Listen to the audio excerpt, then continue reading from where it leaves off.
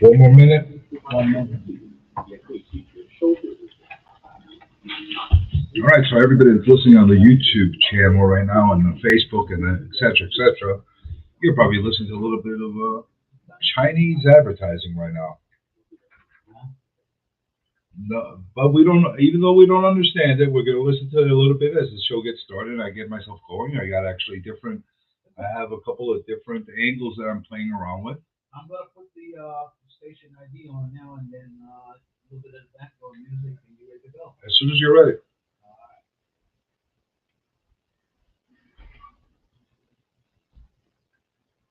This is WGBB AM 1240 and W240 GFFM 95.9 Freeport, New York.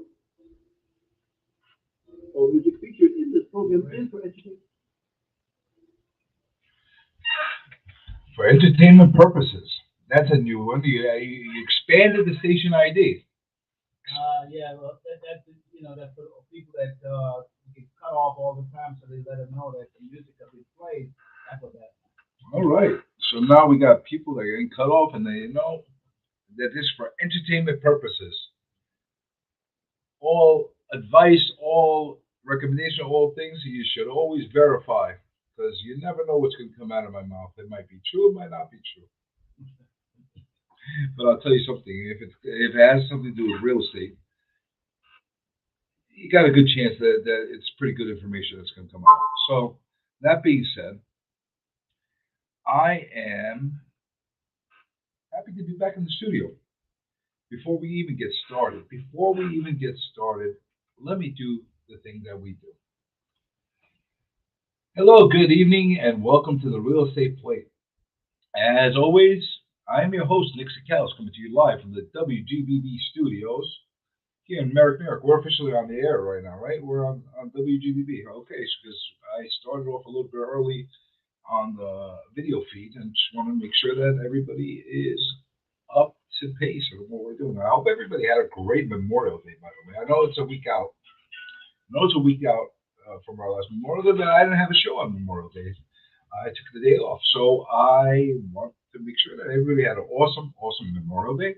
That you not only had a lot of fun going to the beach, barbecue, doing all that stuff, but took a second, just one iota, a fraction of a second to stop, pause, and appreciate and thank all the sacrifices all of our military has done during these years of existence in the United States of America, and understand that all the sacrifices that were done by these people were all for you to be here today. Now, whether you like where you are today or not, that's your problem. But we are in a free country. We have a lot of different things that other countries wish they had. So you take the good or you take the bad, but it's a wonderful USA that we are in. So that being said, we're not going to turn this into a Memorial Day special. We all know what Memorial Day is all about, and we've talked about that in the past. So, what are we going to talk about today?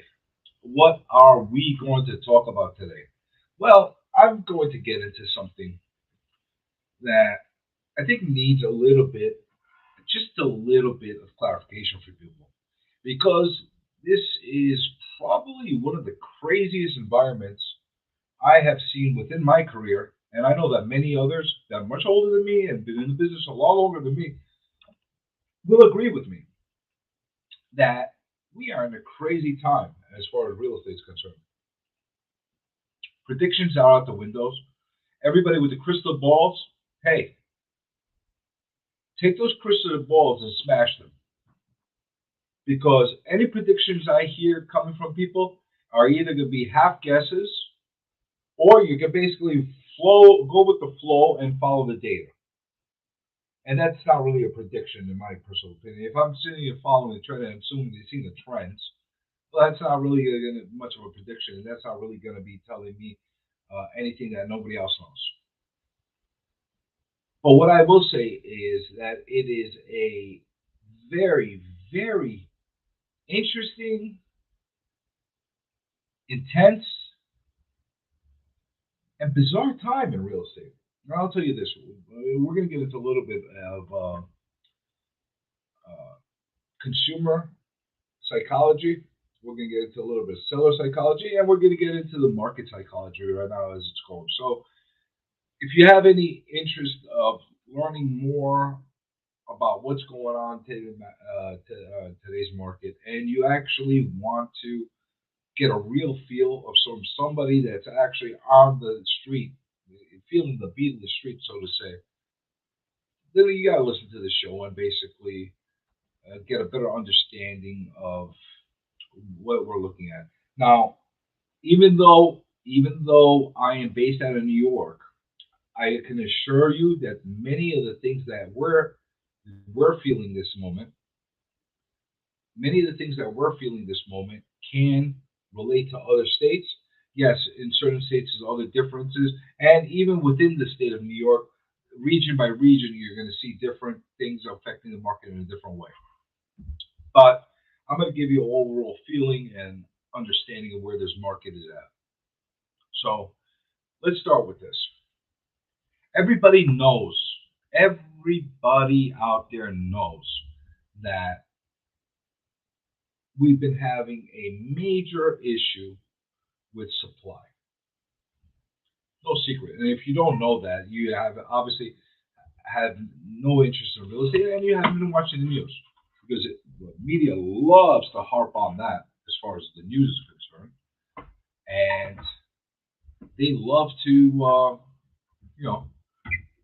jump on the boom and jump on the doom and gloom. So they ride the wave. And one of the problems with a lot of times with the media is they are somewhat lagging because they basically wait for the data to come out and report on the data when it comes out. And usually we're looking a month out from the data, uh, from when the actual instances happen to when the data is released, minimal, if not quarterly. So if we're looking from that aspect,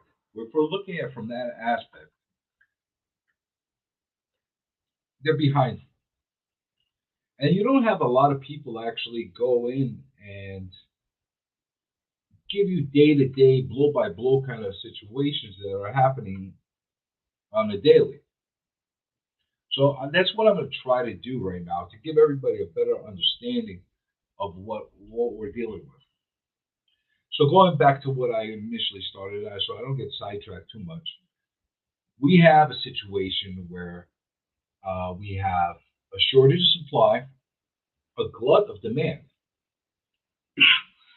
Excuse me. And it's not corona, I promise. Maybe I'll take a test. Maybe it will be. And I'll spread it to the whole world. I don't know. But that being said, there is a shortage that has existed for minimum of 2 years right now. It basically began a few months after our initial lockdowns and quarantines that we started to feel and be, under in New York and the rest of the United States. So about, I want to say, 2 months, there was a little bit of an unknown factor. A lot of people were hesitant to pull the trigger. A lot of sellers were hesitant as well. They didn't know what was going to happen. A lot of sellers actually were selling undervalue at that point to try to get rid of the inventory because they didn't know what was going to happen. It was basically apocalypse coming. Real estate apocalypse, we'll call it that. The real estate apocalypse was coming. And they didn't know how to react to it. Quite honestly, most of the professionals out there weren't quite sure exactly how to deal with it. But the one thing that was sure, the people that still needed to move for one reason or another, whether work-related reason or they already sold their house and they were going to be left homeless, whatever the case is, those people were going to continue to buy houses at that point. So what happens after the initial slowdown and the initial shock situation that we had, you had people starting to get really rabid and buying fast. Fast. There was little inventory on the market. They were swallowing it up, not really fighting on price too much, and sure, slowly but surely, within the time period of, I want to say, 30 to 60 days, we wiped out all the inventory that was existing, and the new oncoming inventory was not keeping up with the demand we had. Now, this continued all the way to today. Hope they're making this as simple as possible for everybody and they could understand exactly what the state of the market was and is at this moment. Now, there's been a lot of factors that have played different roles throughout this time as well.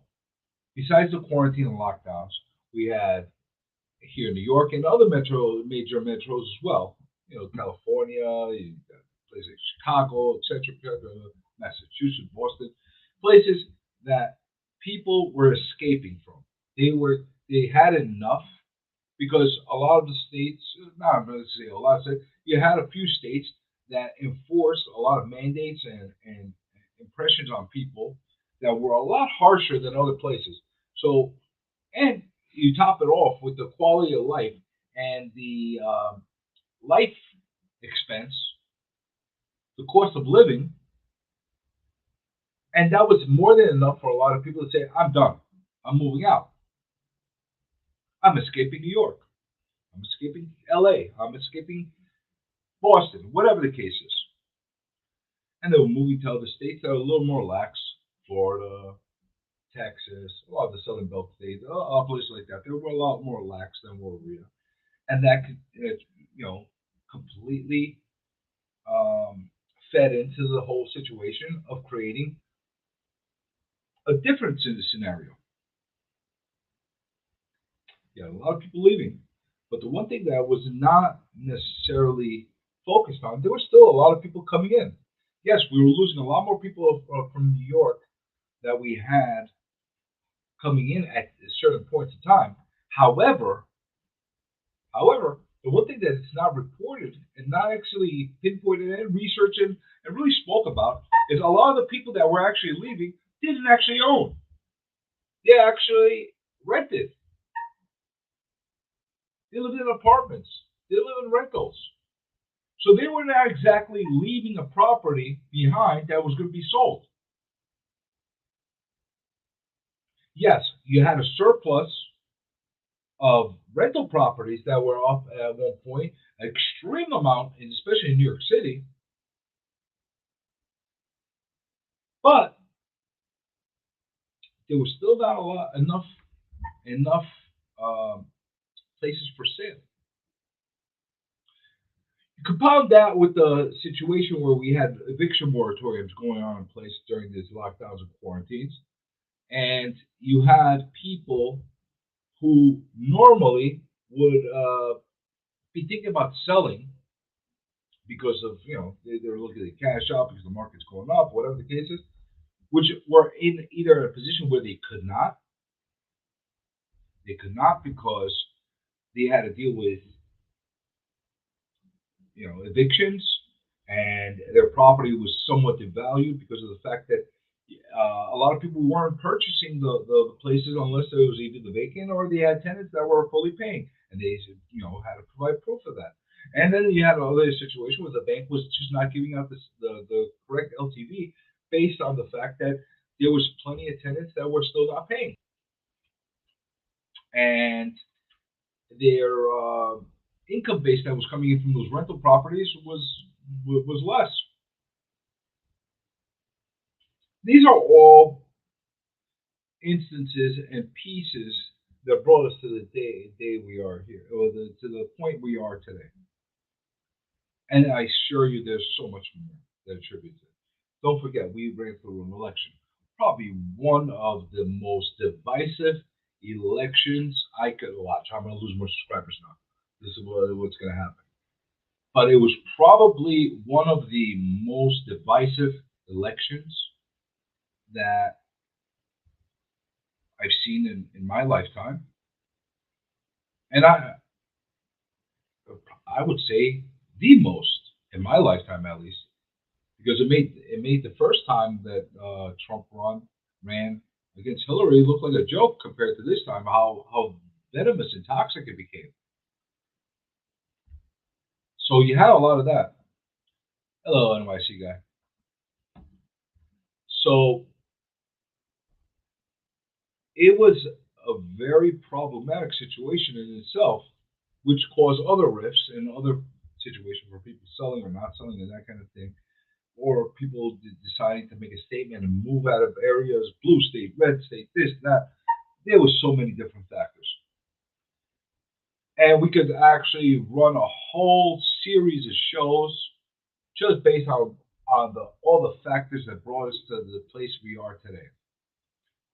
But I gave you a summary and an understanding of where we are and why we are here. So let's rewind just a couple months back now from today. The interest rate started to climb. Everybody expected for the meltdown to start as soon as the interest rates started climbing. And that's not a bad prediction to make. You see the interest rates climbing from 3 to 4 to 5 to 6%. You're dramatically reducing people's buying power at that point. But what happens? Well, it looks like we got a Trump supporter here. All right. Take away more subscribers from me for allowing him to put a content on him. I'm just going to be clear on this for all the people. I don't make this a political show. I say my opinions.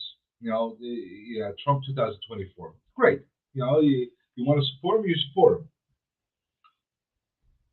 I think everybody has a good understanding of where my mindsets are as far as what my values are and what I believe in.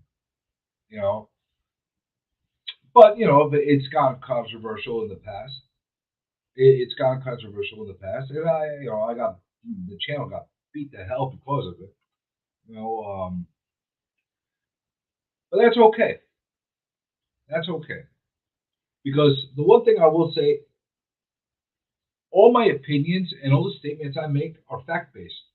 They're not coming out as far as me just spewing out rhetoric and conspiracy theories and these kind of things just for the hell of it, just for ratings or whatever the case is. They're all based on actual truths, And if anything I ever say is a pure opinion of my own, you will hear me tell you that it's my opinion and my opinion alone. And whether you agree or disagree, you have the right to agree or to disagree. So, and I'm not going to censor people from actually putting something in the comments and that kind of thing. Unless you're using profanity or you're using vile things and that kind of thing, or you're attacking people, I don't want to hear that. I don't want to cause that you can keep to your conversations, that kind of thing. I'm not really gonna support that. But if it's your opinions, that's great. You know, so I'll keep doing that regardless. So let's go back to what we were talking about. The rates went up. The rates went up considerably, and everybody expected this market to really like fall apart almost overnight. So what happens? It didn't. Not only that, we're still having resistance from a lot of sellers putting their places on the market. What is that doing? It is still causing a shortage in supply.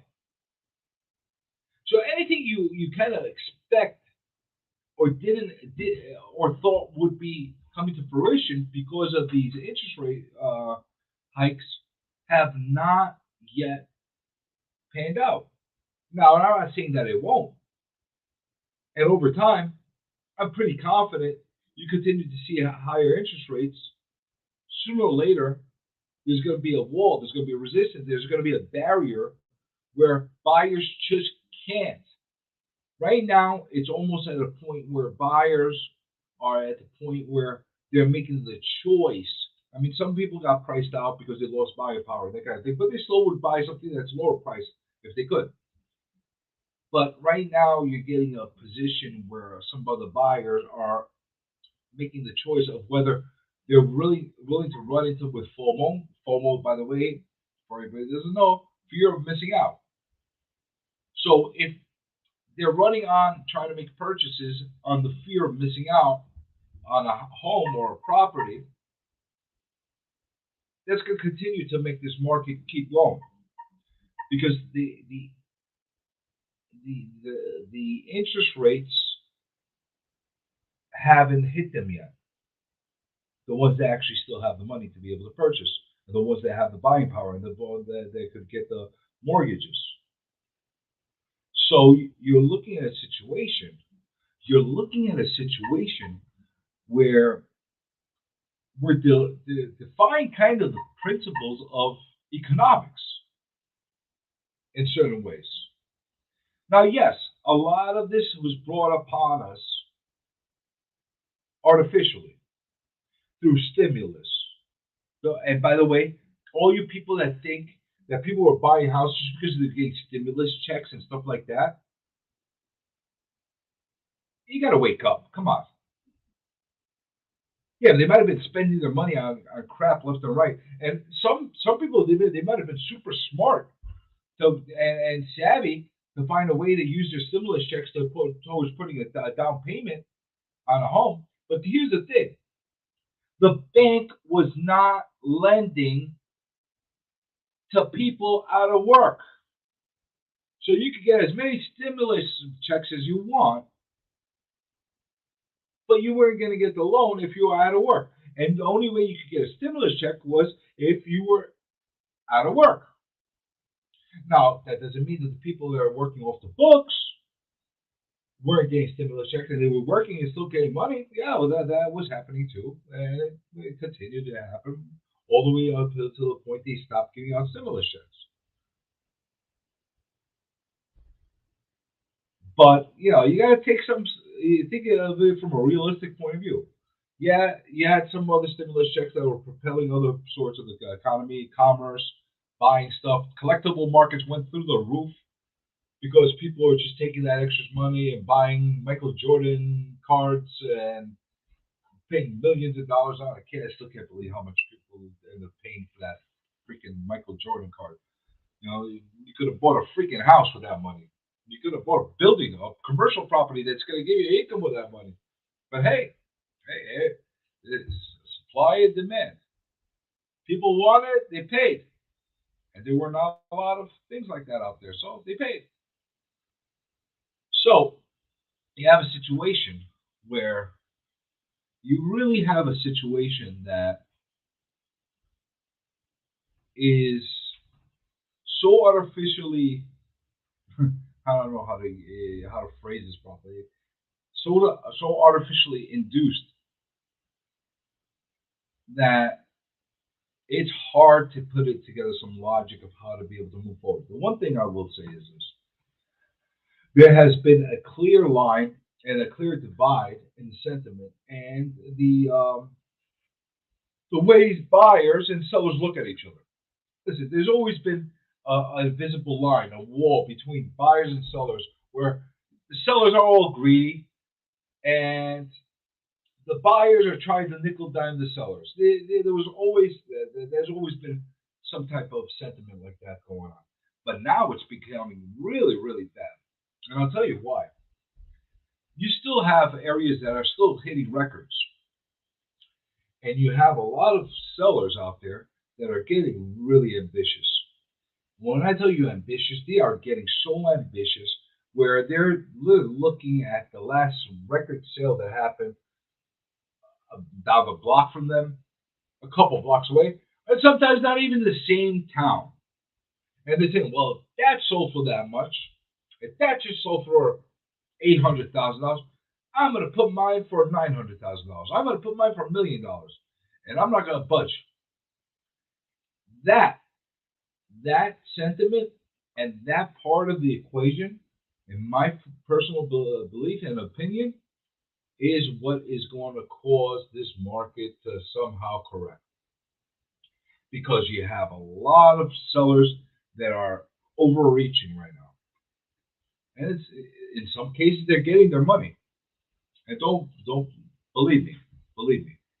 Some places are well worth what they're asking for, and there's a lot of justification for what they're asking based on what the trends are.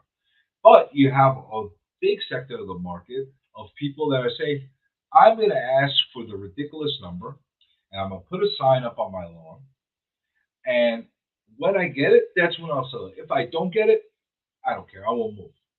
You're getting a lot of that. You get a lot of that. And I'll give you a perfect scenario. You have a place that's worth clearly, it's worth about $1 million, give or take. You know, it's worth about $1 million. And the seller puts it in their heads that their place is really worth 1.3 million. That's a huge stretch. That's $300,000 more than the property is really worth. And to put it in percentage perspective, that's 30% more than what it's really going on the fair market, FMV. So, what happens? You get an agent, or if they put it on themselves, that decides, okay, you want to do that? We'll put it on the market. When it sells, it sells. And that place will sit. And then we'll sit. And it'll sit some more. And then it'll sit some more. And before you know it, you're months into this. And the seller is freaking out. Freaking out.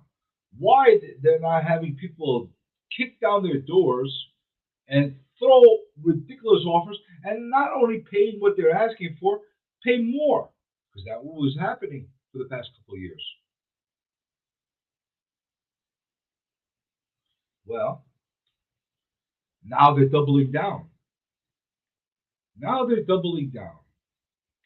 And what happens when you double down? You become stubborn. And you kind of miss the market in some ways.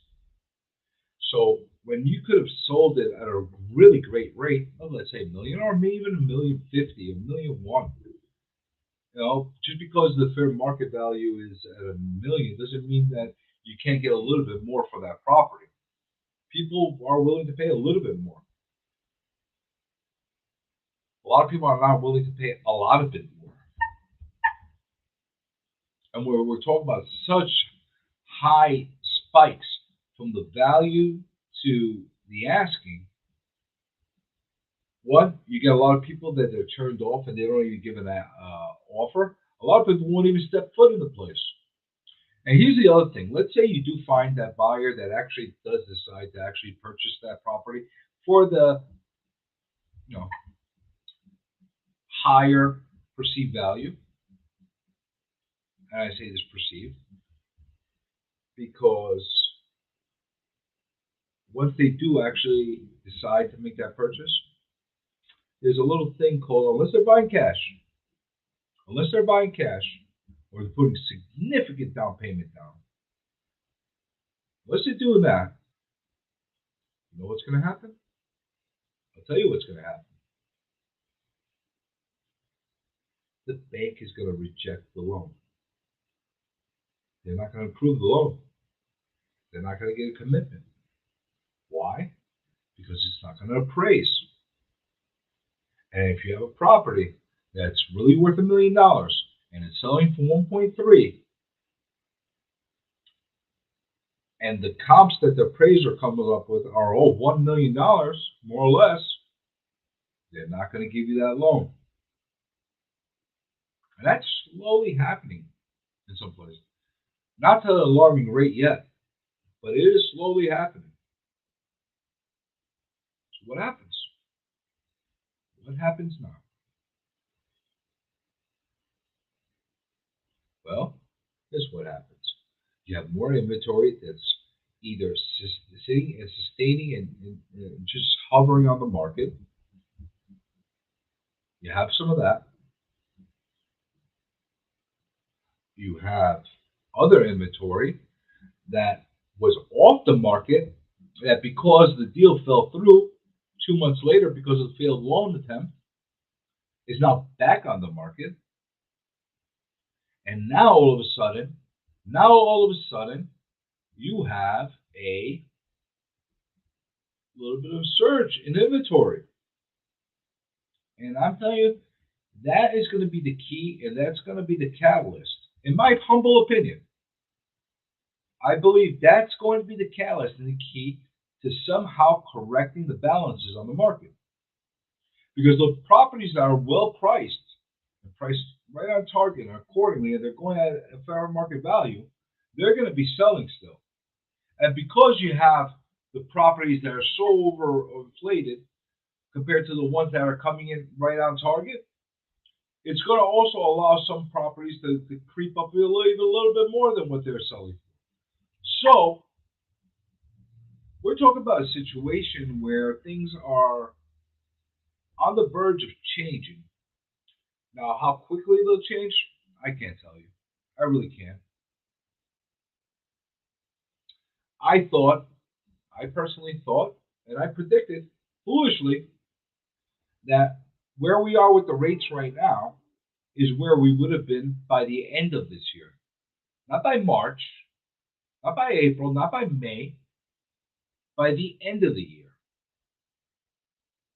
Shows you how much I know, right?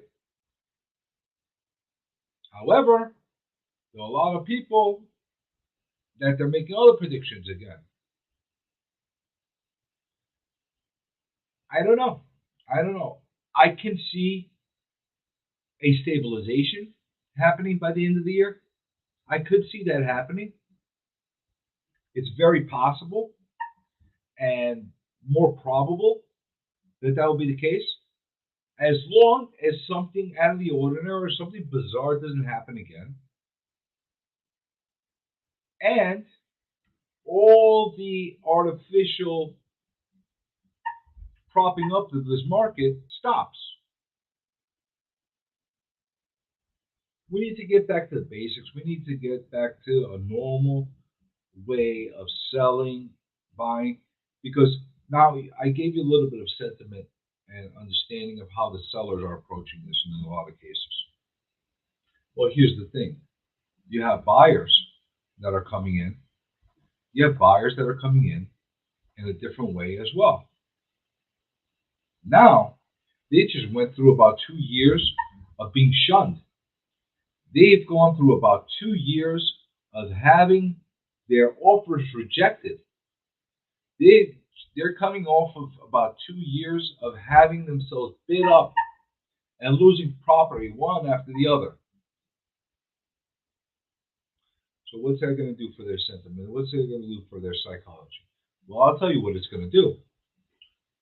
It is going to aggravate them. And it has aggravated them. And they're going to be a little more spiteful now. And they're going to be a little less giving as far as their offers are concerned. For many, many months, you had people being caught up in bidding wars and purchasing places where they normally would never have purchased. However, because of the fear of missing out, FOMO, because of the fear of being left homeless, because of the fear of possibly not finding something better down the line, they were willing to pay it and move into it. As disgruntled as they were about the situation, and I believe I have seen more closings over these past years of people with really, really sour faces on them than I've seen combined for my entire career. And I've been doing this for a long, long time. And I'm not saying that we all have to be happy at the end of the day at the closing table, but somebody's getting a home. Somebody's selling a place. Typically, they crack a smile. They're content. They're somewhat happy that the deal is done. Well, there's a lot of deals that you don't see that happening. Why?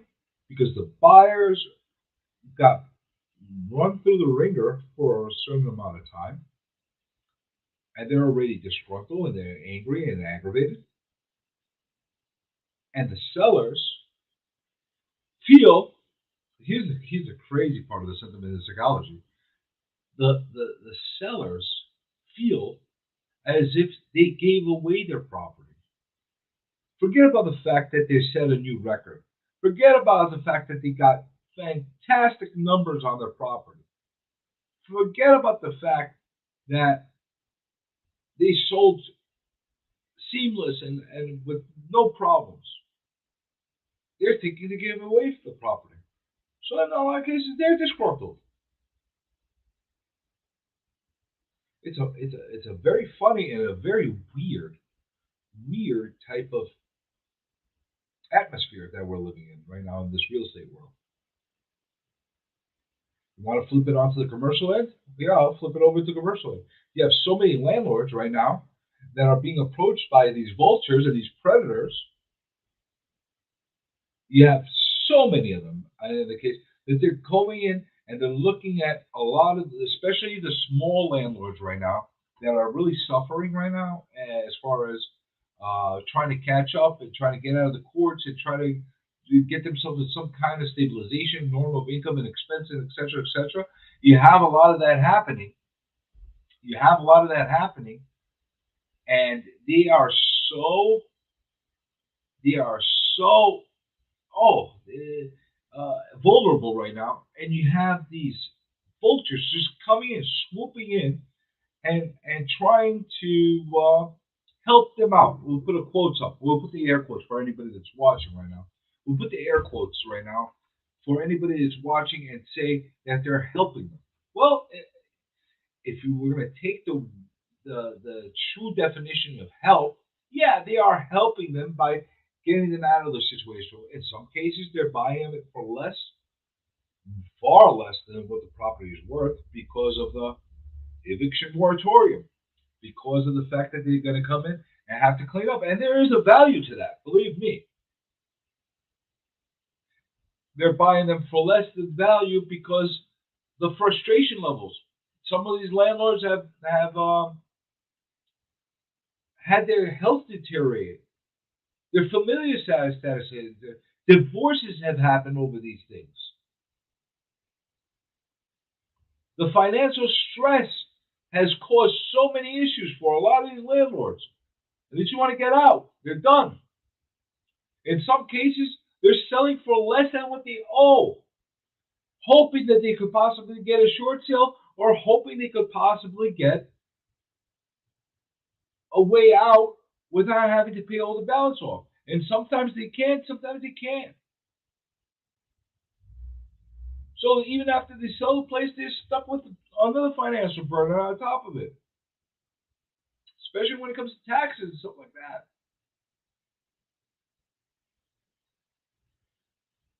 It is a nasty situation, and you got these vultures and these predators. They're coming in and preying on them. And again, there's nothing illegal about what they're doing. They're coming in and throwing in cash deals to the people and say, "Listen, your property is worth $2 million. It's what? It's a six family. I'm going to give you 1.1. You want it?" And that's actually a very um, ambitious offer that I'm saying. In some cases, they're offering less, but I owe 1.3. Well, I'm only willing to give you 1.1. Or they're coming in and saying, "How much do you owe?" In some cases, they owe very little on the property. And the same $2 million property, they might owe $500,000, $600,000. And they'll say, "Listen, I'll pay off your loan, and I'll give you 100, 2,000, 100,000 so you can walk away. We're done. You want to do it? Is there anything illegal with that? No, there's nothing illegal about doing that. However, these people are end up they just went through hell these past 2 years, and this was their payoff. So in a lot of these cases, these properties were are people's nest eggs. These are their retirement accounts. These are the ways they were planning on living for many years. Not necessarily while they're in their prime ages where they're still working, but maybe in the retirement years. Maybe that was going to supplement their Social Security. That was something that they would pass on to their kids, and now they're losing them. Am I being dramatic about it? Possibly, but I think I'm being very straightforward about the situation. I'm not. I get these vultures and predators. They come to me all the time. Hey Nick, I'm a cash buyer. I invest in properties. I invest properties here in Brooklyn, Bronx, Queens, Long Island, Yonkers, etc., etc. I want you to find me a deal. Oh, really? Yeah, I'm going to find you a deal. Because all my other clients that I work with for many many years, if I will come across a killer deal for somebody, I'm going to drop them all and I'm going to call you to give you that deal. Okay, if that makes sense. But beyond that, just that take that what I just said. For any of you people that do that, call up every single broker under the moon and say, I want you to find a deal. I'm a cash buyer, blah, blah, blah, blah, blah, blah. I'll give you, oh, by the way, a lot of them are trying to buy, hey, New York State, I hope you're listening. Department of Licensing, I hope you're listening. You love sending testers out. Why don't you send some testers out to go and call people up and offer them money on top or under the table to find them deals. See how many people you expose like that. Oh, you don't want to do that, right? That's something we do, right? Or how about we go to every single super that's out there or doorman that's out there that's taking money on the table to give people the inside scoop on what the deals are. Oh, we're not going to do that either. That's too much. We're not going to get. We're not going to. We're not going to try to expose this. Let's expose other things that people are more angry about. Yeah, yeah. You can't pick and choose your battles. They're all battles, and they all need to be looked at. I could sit down on, you know, on a council, on a board, and I'll give an earful to the Department of Licensing. I could assure you, they'll probably throw me out of there so quickly because I will stir so many soups and basically uh, enlighten people that don't want to be enlightened about stuff that happens. But that's how we're doing that. Well, regardless, let me not digress. Let me keep this show going and not get on a side note and a tirade and that kind of thing. Let me not get into that. What I will say is this: if you are in a situation, if you are, I'm going to give something to somebody that is being preyed on by some of these vultures and some of these predators. And this is not because I'm a real estate agent, and not because I'm in the sales business myself. If somebody comes and offers you a number and says you got to take it or leave it right now, then I could assure you, you shouldn't take that deal. Look at that. I got so animated that my camera got all crazy on me. That's what I get from playing different angles. But that being said,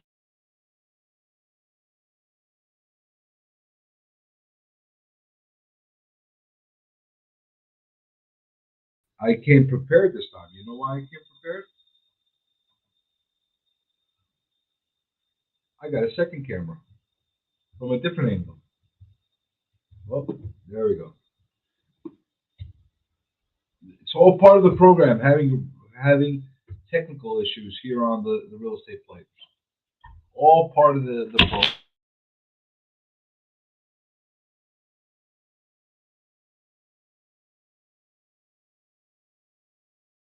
if I'm being heard right now. I think I lost audio for a second as well. But regardless, now we're back. Now we're back. And we got the angles back. And let's see if we get a more impressive angle. Can we get that done? Do we got that angle? Now you get to see me face front, which is my horrible angle. There we go. That's better angle. That's where we were before. So, like I said before, where was I? That's what happens when I get distracted. It wouldn't be a real estate plate if I didn't screw up with the cameras and the microphones, right? Would it? It wouldn't be a real estate plate. So this is what I was about to say. For the people out there that are being preyed on by these vultures, by these predators, by the, and again, don't get me wrong, unless they give me cash and stuff like that, them offering very low offers and using scare tactics to freak you out is not illegal. It's not. It's not an illegal practice. There could be something said for ethics and morality of doing that to people, but it's not illegal. So my point that I'm trying to make is, if you're getting people that are coming in there and they're trying to force you to make a decision on the spot, and you're going to sign, and we're going to go to the lawyers, and we get it done, etc., etc., etc., I strongly suggest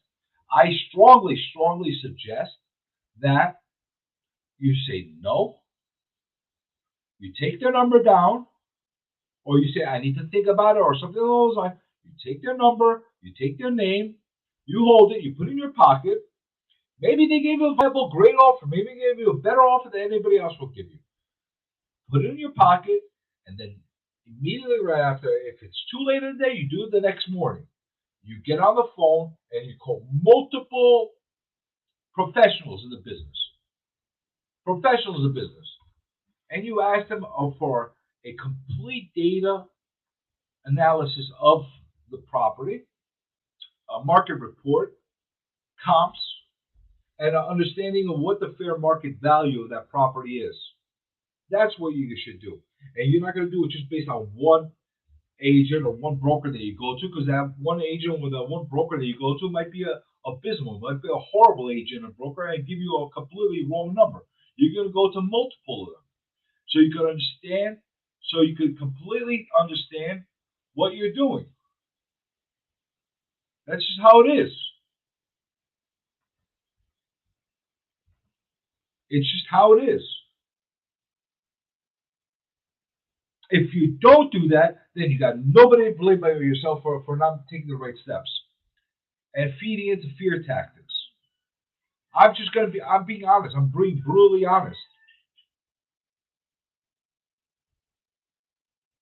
Trevor, you ever have anybody come to your house? Ever have anybody come and knock on your door in your house and say, I'll buy your house? You want to put your speaker on?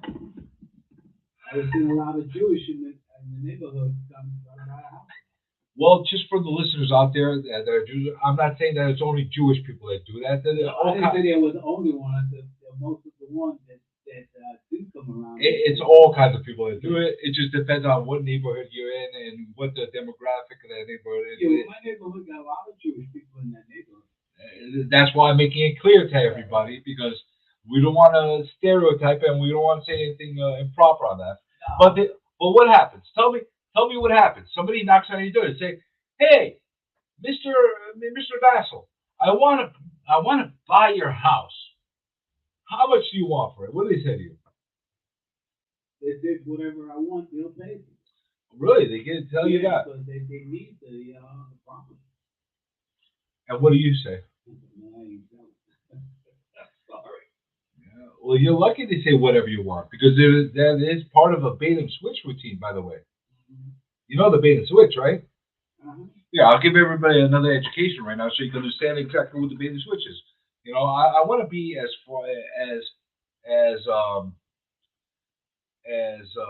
forefront as far as some of the I'm giving away secrets that people are using and things that people do all the time. So somebody comes in and says, "Trevor, I will give you anything you want. What do you want for your house? Tell me what you want." How much you want? Tell me a number. I would say about 4 change. 4 and change. Would 425 be good for you? Yeah, You'll be happy with 425? I would. Great, great. I'm gonna get them into the contract. I'm gonna call my attorney, and he's gonna write up contracts, and he's gonna send them to your attorney, right? And we'll review it and get it done, right? Did you guys discuss anything other than price? No, I didn't go that far. Oh, you didn't discuss any terms either? No. Nothing like that, right? No. Did he discuss if they find anything wrong with the place? Mm-hmm. Is he gonna do an inspection on it? Mm-hmm. Is it cash or is it mortgage? All I do is thinking about cash. Mm. Buy it on the spot. Mm-hmm. That's the point I'm trying to get. You want to have your brain working in different ways. When something sounds too good to be true, you got to be careful because one of the things that is a very common tactic, and this happens. It happens a lot. It's part of the game and it's part of the business. You get people to accept your offer, tie them up. You tie them up with your offer, and then you get them on the terms. Because a lot of people are so focused on that price that's agreed to. There's so many other things, so many other components of the market that might of the deal that might end up costing you or taking away from your profits that you didn't realize. Well, I'm not saying that that's the case because if you're in a hot enough area, if you really are in a hot enough area and everything is going for 425, you might or might not get it right about there. But let's say your house is really worth 375, and they're offering you 425, which that's what you get a lot of. They're offering you offers to tie you up. That's good. No, not necessarily. You know, it's not. People are not going to be that loving of you, and they're so charitable and want to basically give you so much more for your place than you really should be getting. Unless you have a situation where it's like that needle in the haystack and that once in a lifetime deal where the guy's or the woman's mom is right next to you and they just have to have your house because they're going to be next to their parents or whatever the case is, something like that, which does happen. I'm not going to say that things like that don't happen, but those are the few people that will pay whatever price just to have the place, if they have the means. But not everybody's like that, though. The majority of people are not like that. Especially people that are coming to you and knocking on your door. They're buying it for investment purposes. They're buying it for investment purposes most of the time. So why they're not going to cut into their bottom line? Why would they give you 425 on the property's worth 375 that they're not going to make any money on when they sell it? You got to think of it from that point of view. You know, I have more respect for a lot of these investors and flippers when they come around and say, "Listen, I'm not going to give you top dollar," and you have some of them that do that. They say, "I'm not going to give you as much as you can probably get from the market, from anywhere else, but this is what I could offer you: a quick, clean deal, and I could offer you the best I can, as long as I can make some money when I resell it, and along the way, you're not going to be paying broker's fees. You're not going to be paying some extra padded fees that you would pay if you sold it directly. So whatever savings you get, I want you to pass those savings on to me because that's going to affect my bottom line when I try to resell your home or your property." I have more respect for investors and individuals or corporations or whatever comes to you to make that purchase rather than the way they do it from another kind of scenario. It's just, the other way is a little predatory. So why? I mean, in the neighborhood, there's quite a lot of older houses and houses that are foreclosure. Why don't they go after those houses if they're so important that they really want to make an investment? Well, it's funny you say that right now. Are you talking about in general or today's market? Well, the foreclosures are not as abundant as people think they are right now. They're slowly eking into the market, and I have a lot of business that I do that's like very, very related to that. So I have my finger on the pulse as far as dealing with banks and asset managers. You have scenarios where the properties are slowly coming in, but here's the problem, and this is what a lot of people don't understand. A lot of times, in order for the banks to foreclose on these properties, they had to take a huge amount of debt load and pay it in order to have it recovered. Now, a property that might be worth $500,000, for example, might be something that they just had to pay total with their legal fees and the debt and all that stuff, 550. So they're already in the red. So they're not necessarily looking to give out deals to anybody. They're going to try to get what they are looking to get the most out of at this point. They're going to do their very best to uh, recover their losses and at the same time sell it as fast as possible. There's two things that go hand in hand. So for an investor, especially with the foreclosure that initially hit the market, they're not necessarily getting a deal. And I tell this to people all the time: just because it's a foreclosure doesn't mean you're getting a steal. It doesn't mean you're getting a deal. It doesn't mean that you're getting it undervalued. You're just getting a place that got bought out by a bank. Now, if they sit there and linger and there's something undesirable about it, whatever the case is, then that affects the market conditions start to drop. Then you see the properties go down. Typically, you see your typical foreclosure REO that's selling maybe 5% less than what the market is, if you're lucky. If you're lucky, and sometimes they come up with a lot of baggage too. They have to repair and do stuff like that. So just because it has that label on it doesn't mean that they're making any money or it's a sound investment. It definitely is not. So if you know someone that's getting ready to have a foreclosure, they gotta get out the house. Let's put it away, they gotta get out. Can they literally sign that house over to somebody else if they're willing to buy the house from them so they can get something they need and I don't know, just figure it out. Okay, this happens a lot. You're saying a tenant is in a house? No, so a homeowner, they home the house, but the house is being built. Okay. So they gotta get out. Because, they're coming to. They're losing it. It's already been done. The court says they're going to lose their house. Right. Can they, if somebody in the neighborhood or somebody wants to buy the house, can they sell the house to them or?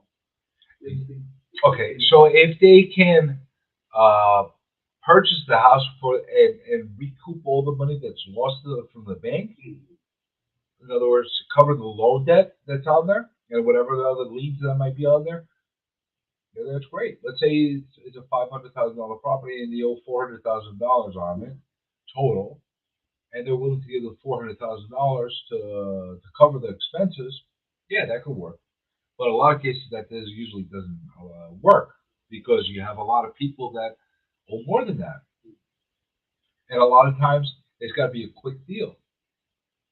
And when you're getting a loan from a bank, it's not necessarily going to happen quickly. That's another thing. You got to have sometimes some people with cash in their hands, or a way to access quick funds, or already be in the process of getting a loan, and they could get it done in 30 days. There's a lot of different factors that play in there. What I've seen a lot of times in some situations is where somebody is about to get foreclosed on, they turn around and they write up a lease to somebody that goes in there, and now all of a sudden the bank took over the place with a tenant. And they can't just because they foreclose on a place, especially in New York City, New York State, you can't just kick them out. So now he's the kicker. Now they have a tenant in there, and they actually either have to evict them or pay them off to get out. It's kind of crazy, isn't it? Sometimes when the owner lives in the place, they won't move, and after the bank foreclosed, they have to evict that owner too. Just because it's being foreclosed on does not necessarily mean that the day of foreclosure, when you're at the court steps at the auctions, doesn't mean that the owner has moved out. It means that they might just have to go through the eviction process and move that person out after. Either that or again, pay them out, give them cash for keys, that kind of thing. Especially in places like New York. That's the kind of stuff that we're talking about. We're talking about a lot of different factors. I mean, I covered a lot of stuff in this segment. I mean, I hope I was helpful as far as some of the stuff that I mentioned. I hope this last part of it, with as far as predatory people trying to like uh, take advantage of people's situations and try to dupe them into selling for far under value, and other kind of tricks that they use in order to get you to get to that place. I hope that was helpful because I don't think enough people actually talk about that. You get all these programs that are telling you how to do it. There's a lot of programs out there that actually tell you how to be a predator. Because don't forget, I told you it's not illegal. You might not be a very moral human being. You might not be a very ethical human being, but you're not doing anything illegal. You're just being a really crummy person, scummy person, that kind of a thing. So that being said, that being said, I mean I can't say much more than that. I mean we come to the end of the show. I think we covered a lot of the stuff as far as sentiment and how this market's going today. Um, Anybody has any questions or messages, you could always get me on my social media, Facebook, Instagram, here on YouTube. You leave a comment, like, do the whole subscribe thing. It helps the channel, it helps the algorithm, it helps me continue to put out more videos, and it helps me continue to do more radio shows. And that being said, it's time to end the show. Have a great night. Have a great week. Make a lot of money in real estate. I'll see you again next Monday, just like every Monday, between 6 to 7 p.m. Thank you, and have a great night.